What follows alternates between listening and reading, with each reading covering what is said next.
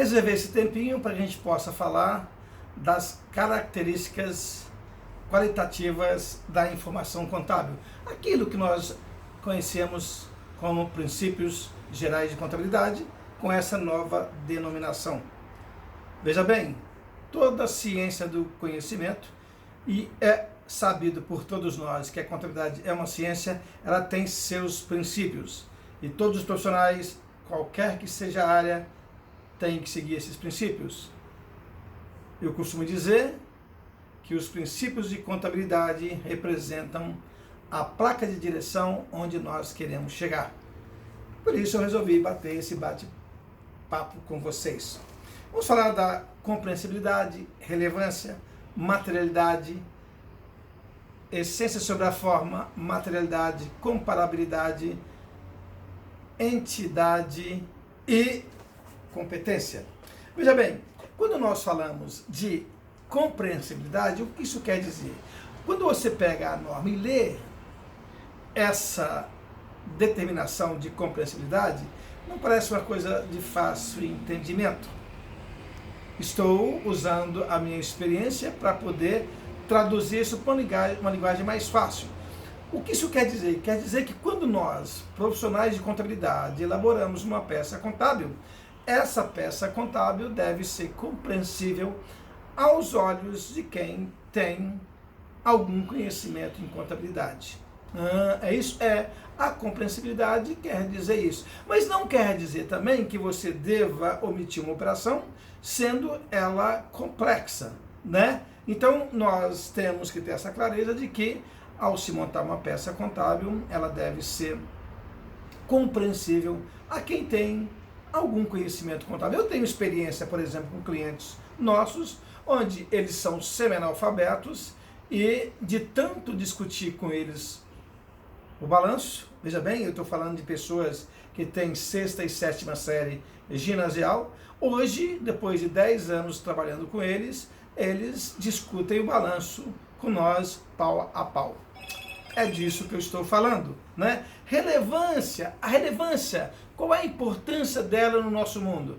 Veja bem, sabemos que a contabilidade ela é a ciência do patrimônio. A contabilidade é a ciência do patrimônio. E sendo do patrimônio, nós somos profissionais caros. Um profissional de contabilidade ele é caro.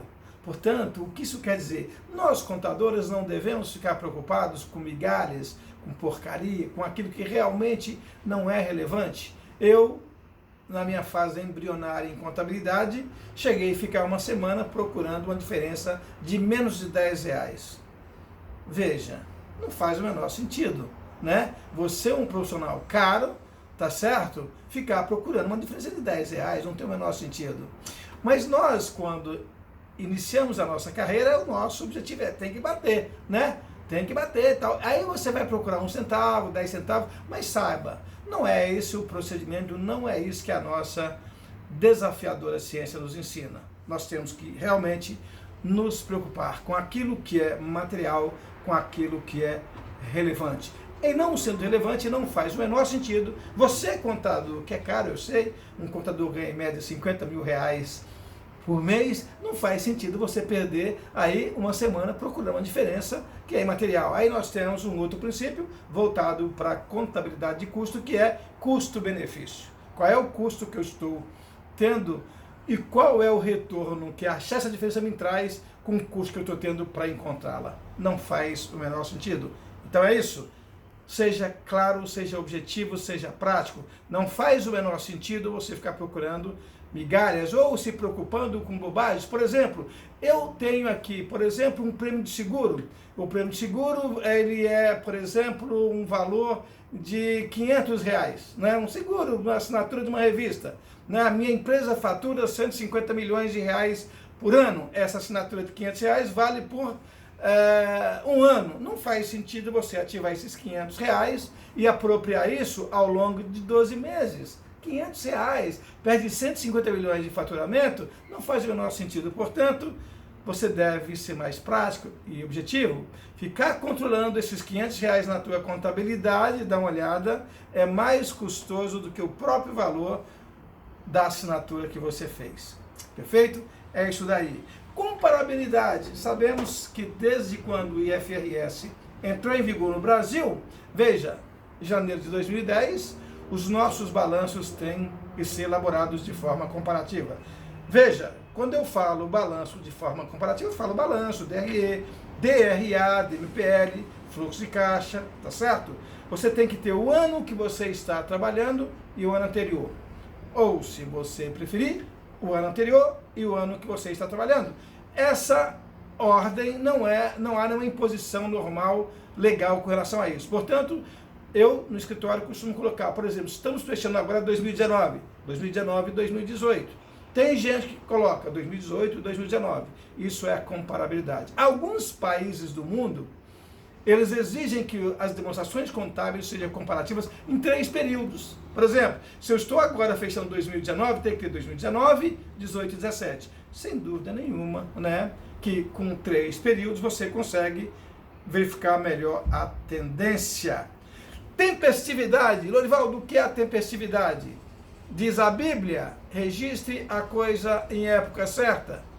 Nós somos contadores e, ao externar um balanço, ele tem que ser o mais próximo da realidade possível. Mas por que o mais próximo da realidade? Porque não tem nenhum balanço no mundo certo, né? Nós estamos lidando com uma ciência humana e não uma ciência exata, logo a tempestividade diz, registre a coisa no momento certo, ainda que você tenha apenas razoável certeza. Qual é o objetivo maior desse princípio? Ou dessa característica? Que ao externar uma peça contábil, que ela esteja se aproximando daquilo que é mais real de acontecer dentro de uma corporação. É isso daí. Pois bem, continuidade. O que diz o princípio contábil ou a característica contábil da continuidade? Diz, ao se abrir uma empresa, parte do pressuposto que essa empresa vai operar por um prazo indeterminado. Como é que é isso? Uma empresa, ao nascer, é como se nascesse uma criança. Ela tem prazo para nascer, mas você não sabe precisar a data em que essa criança vai morrer. Da mesma forma, nós devemos tratar as empresas. Lorivaldo, você quer me dizer que eu não posso criar um balanço com prazo determinado? Não deve, não convém. Por quê? Porque, veja bem, se você tem uma empresa com prazo determinado de vida, a avaliação dos ativos e dos passivos dessa empresa ficam prejudicados, porque nós avaliamos um ativo com a capacidade que ele tem de nos gerar um fluxo de caixa. Portanto, se essa empresa está com prazo determinado, esse raciocínio ele fica o quê? Ele fica prejudicado, vai vendo? Né? Então, quando nós falamos de continuidade, continuidade é assim, nós devemos partir do pressuposto que ao se abrir uma empresa, ela vai operar por um prazo indefinido. Ela tem prazo de abertura, mas não se pode precisar o prazo em que ela vai morrer. Aí você fala assim, não, você está confuso. Nós temos também aí, por exemplo, o que? Nós temos as empresas de construção civil, que tem as SCPs, nós temos as SPs, que são aquelas empresas que têm um propósito específico. Sim, ela tem um propósito específico. Eu vi no mundo construir um prédio. Olha que eu construí esse prédio, essa empresa deve morrer. Isso é um caso específico. Essa é a regra. Não se deve criar nunca uma empresa com prazo determinado. Só para você ter uma ideia do quanto isso é profundo. Imagine que você criou uma empresa, por exemplo, hoje. Nós estamos vivendo a pandemia do Covid-19. Você criou uma empresa para poder lutar e arrumar a vacina para a Covid. Né? Ou então nós já temos a vacina e dentro de 6 meses a Covid será erradicada do Brasil. Então você cria uma empresa apenas para atender a esse evento. Daqui 6 meses essa empresa vai morrer. Por que ela vai morrer? Porque não tem mais Covid. Eu te pergunto, você compraria um carro financiado para essa empresa? Ou seja, essa empresa poderia comprar um carro para pagar com 24 meses? Essa empresa poderia vender algo para receber com 60 meses? Como isso acontece? Então essa é a razão que se não pode criar uma empresa com prazo determinado. Então, ao se abrir uma empresa, parte do pressuposto que ela vai operar indefinidamente no futuro. É isso daí. Competência. O que é a competência, né? Aliás, eu sou professor universitário e uma das coisas mais difíceis de colocar na cabeça do estudante é esse princípio chamado princípio da competência. Porque não é só o iniciante, mas qualquer pessoa que não é da área contábil faz essa confusão. Para ele, receita é quando entra e despesa é quando sai. E não é assim. O princípio da competência nos ensina que despesa e receita eu devo reconhecer independentemente de pagamento, independentemente de recebimento. O que isso quer dizer? Que se eu estou no mês de maio de 2020.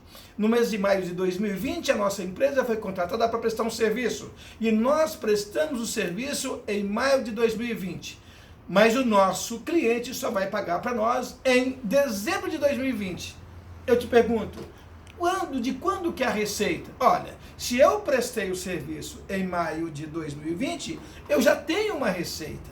Essa receita é oriunda de um serviço que eu prestei em maio de 2020. Não importa quanto que eu vou receber e nem importa se eu já recebi, tá entendendo?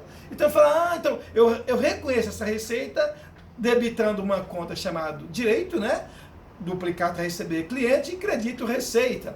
Note que eu não recebi. Não é porque eu não recebi que eu não vou, né, reconhecer a receita. Porque diz a competência. Despesa e receita, você reconhece quando? Quando ela se realiza. Não importa pagar, não importa receber. Isso é profundo. E veja que nós, mesmo não sendo contadores, mesmo não sendo da área contábil, é importante que você conheça esse conceito, até para o teu cotidiano. Né? Por exemplo, se eu já prestei um serviço, eu estou mais rico? Estou mais rico, ainda que eu não tenha recebido. Olha que você olha para o teu balanço, você não tem um dinheiro no caixa. Você tem um outro ativo chamado duplicatas a receber. Mas você recebeu? Não recebi. Lá no futuro, quando eu receber em dezembro, quando o cara me paga, eu não tenho receita em dezembro. Por que eu não tenho receita em dezembro? Eu não tenho receita em dezembro porque a receita é do mês de maio, eu reconheci em maio. Lá em dezembro, quando eu recebo, o que eu faço? Eu vou trocar os ativos. Eu tinha um duplicata a receber, não tem mais esse duplicata a receber, passo até agora um caixa ou um banco. Simples assim. Despesa funciona da mesma maneira, né? Vamos imaginar que nós estamos numa administração, nós recebemos a conta de luz. A conta de luz é do mês de maio. Esse consumo de energia é do mês de maio. Mas aí o meu fornecedor fala, não, você pode pagar isso em junho. Olha, quando que eu devo registrar essa despesa? Quando eu pago ou quando ela ocorreu? Lógico que é no mês de maio. Então no mês de maio eu vou ter o quê? Uma despesa com energia elétrica. Você pagou? Não. Afetou teu caixa? Lógico que não. Eu vou ter uma despesa, já fiquei mais pobre porque despesa me empobrece. Tá entendendo? E aí, veja, eu vou ter uma dívida lá no passivo. Tem uma dívida com o meu fornecedor. Mas veja que eu sou obrigado a reconhecer essa despesa quando? Agora, em maio. E lá no futuro, em junho, quando eu pagar, eu não vou ter a despesa, porque eu já reconheci quando ocorreu. Eu vou ter menos dinheiro no caixa e vou ter menos dívida, porque eu vou pagar essa dívida que eu tenho. Tá claro? Isso é regime de competência. E vou te fazer uma pergunta clássica. Eu tenho um material de escritório que eu comprei no período 1, eu paguei no período 2 e eu consumi no período 3. Te pergunto, quando que eu vou ter a despesa de material de escritório? Novamente te perguntando, eu comprei um material de escritório, não estou levando em consideração a materialidade, imagina que seja material. Eu comprei um material de escritório no período 1, só vou pagar em 2 e vou usar esse material de escritório em 3. Quando que é a despesa? Quando que ela ocorre? Vamos pensar? Bora pensar. Olha, em 1 eu adquiri, eu não paguei, eu vou ter um ativo, um bem chamado material de escritório. Mas eu paguei? Não. Vou ter uma dívida chamado fornecedores ou contas a pagar. Veja, eu não tenho despesa. Isso é um ativo, é um bem, está no meu ativo, não consumi. Quando chegou no período 2, você pagou. Se você pagou em 2, observa, eu não consumi o material de escritório, eu só paguei a dívida. Eu vou ter menos um passivo e vou ter menos dinheiro no caixa ou no banco. Paguei a dívida. Em 3, eu consumi esse material de escritório. Opa, eu não tenho mais esse ativo. Esse ativo se transformou numa despesa. Então, observa, para fixar bem a competência, material de escritório adquirido em 1, pago em 2, consumido em 3. Quando que eu reconheço a despesa? Somente em 3. Com isso, eu estou te ajudando, tentando te ajudar a entender o princípio, a característica da competência. É isso daí. Então, veja bem, nós temos também um outro princípio, chamado princípio da essência sobre a forma. Meu amigo, eu dou aula em faculdade e uma das coisas mais engraçadas que a gente vê é o aluno que faz contabilidade, ele sai dali, na verdade, um advogado, porque não pode fazer isso, não pode fazer aquilo, não pode fazer aquilo, não pode... Tudo pode em contabilidade. Veja, princípio da tempestividade, registre a coisa na época certa, eu tenho que contabilizar, não importa. Não é você fiscal, você é contador. E como contador, a tua preocupação tem que ser qual? Que o teu balanço seja o mais fidedigno possível, que você consiga ter um balanço mais próximo do real possível. Portanto, esquece lei, esquece qualquer forma legal. Lorivaldo, eu comprei um caminhão, eu não tenho nota fiscal, eu contabilizo? Sim, contabiliza. Como você vai contabilizar se não tem nota? Eu tenho um caminhão, ele é um ativo, ele produz, mas eu não tenho nota. Esquece nota. Se você não contabilizar aquele caminhão, o que vai acontecer? O teu balanço fica errado. Então, essência sobre a forma. Diz, esquece qualquer forma legal. Mas e como é que fica o fisco? É outra situação. Então, você tem que saber, você está com a farda do contador ou você está com a farda do tributarista? Quando você é contador, a tua preocupação é com o societário, portanto, o teu balanço tem que ser o mais correto possível. Quando você tira a farda do contador e põe a farda do tributarista, daí não, daí tu vai fazer só aquilo que o fisco gosta. Tá bom, então resolve essa parada aí para mim. Comprei um caminhão, não tenho nota, contabilizei sem nota. O fisco vai me criar problema? Vai, o fisco vai criar problema. Mas no Brasil, normalmente o contador também é tributarista, em regra, né? Então, nós temos um livro chamado LALU, né? É um livro fiscal, nós vamos ter novos encontros, vou explicar também o que é o LALU, e tudo aquilo que o fisco não gosta, nós vamos colocar no LALU, vamos deixar no LALU, tá entendendo? Faz o ajuste no LALU. Com isso, você atende a regra contábil, você atende a regra fiscal. Mas qual é a preocupação da essência sobre a forma? Esquece qualquer forma legal. Foca na contabilidade, foca. O meu balanço tem que ser o quê? O mais próximo da realidade possível. Isso é o que prega a essência sobre a forma. O custo histórico. O custo histórico, eu costumo dizer que ele, na verdade, ele mata o contador. Por que ele mata o contador? Porque, veja bem, se eu comprar esse objeto por 100, diz a regra, contabiliza ele por 100. Então, o primeiro lançamento ou o lançamento inicial de um ativo adquirido tem que ser o custo histórico. Depois você avalia esse bem, se ele te produz um fluxo de caixa muito maior que 100 ou muito menor que 100. Mas isso é num segundo momento. Veja, você é obrigado a fazer o registro contábil pelo custo histórico. O primeiro registro se faz pelo custo histórico, depois aí sim é que você vai reavaliar esse ativo ao valor justo dele. Mas inicialmente sempre tem que ser pelo custo histórico. Dizem as más línguas, então a contabilidade não tem capacidade para dizer quanto é que vale um balanço. Não, a contabilidade não tem essa capacidade. A contabilidade dá subsídios para dizer quanto é que vale o patrimônio. Porque quando eu olho um balanço, em tese, aquele balanço representa o quê? Ele representa o quanto a empresa custa, porque o registro é o custo histórico, e não o quanto a empresa vale. É isso daí. E finalmente, né, o último, não o menos importante, não contemplado pela pelas características do IFRS, não está à margem dessas características o princípio contábil da entidade. Muito agredido no Brasil, né? A gente sabe que o Brasil é um campeão em agredir essa característica da entidade, que diz não misturar patrimônio da empresa com patrimônio do sócio. O que é do sócio é do sócio, o que é da empresa é da empresa. Portanto, você, diretor de empresa, não pode pegar dinheiro da empresa para pagar dívidas particulares, como também você não pode pegar o teu dinheiro e pagar dívidas da empresa. Não pode acontecer isso. Aliás, muitas empresas vão à bancarrota exatamente por não ter clareza sobre a entidade.